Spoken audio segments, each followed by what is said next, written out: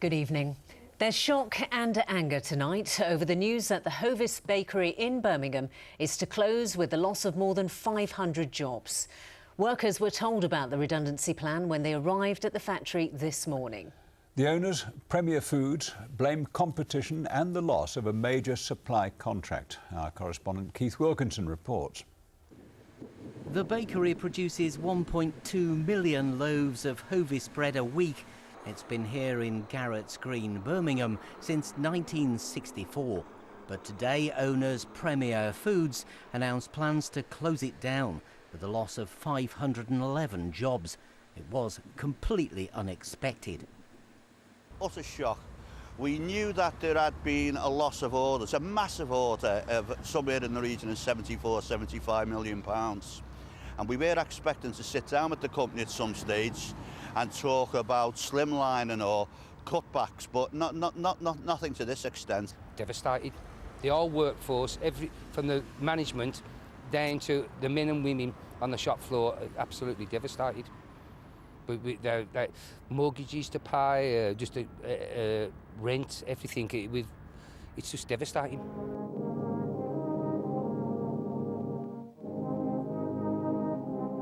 One of Britain's most iconic brands, Hovis will still be made. It's as good for you today as it's always been. There are 13 bakeries. The company says factories at Nottingham and Leicester are not part of the current closure plans. The key reason is that we have lost a significant but low-margin bread contract, and that leaves us in the middle of 2013. But also the broader context is that we are in a very tough industry and clearly need to continually look to how we build sustainable, profitable growth for the business.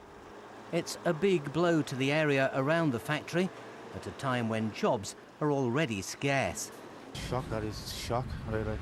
So how difficult will it be for those 500 to get new jobs around here? How difficult is it for other people to get a job that have been out for years and months? There is no jobs at all for anybody. No jobs around here. Terrible, because it's bad for the area, because a lot of the people do work are local. Premier Foods lost a contract to supply the co-op. I'm going to meet Premier Foods on Friday. I'm going to talk to the co-op later today because at the end of the day, people are still eating bread. Brummies should bake the bread. Let's see if there's a way forward where we can protect jobs. But I don't know. I can't promise that we'll come up trumps at the end of the day, but we'll keep on trying. Premier Foods says the proposed closure is expected in the second quarter of next year. Keith Wilkinson, Central Tonight. Well, for more on this, we're joined now by our business correspondent, Mark Goff. And Mark, we're talking about one of Britain's most well-known household brands. 500 jobs going, obviously a big blow to the area. How could it happen to Hovis? Well, I mean, as Keith referred to in his report there, it's hard for the company to suck up that loss of 74 to 75 million contract which they lost to Co-op. That was a 3-year deal, so they just really couldn't recover from that. And as the union official there said, you know, they weren't expecting this at all. They were expecting some kind of slimlining, but they weren't expecting the wholesale closure of the company. I mean, if there's one good thing to come out of this, you know, Hovis will still be made in Nottingham and Leicester.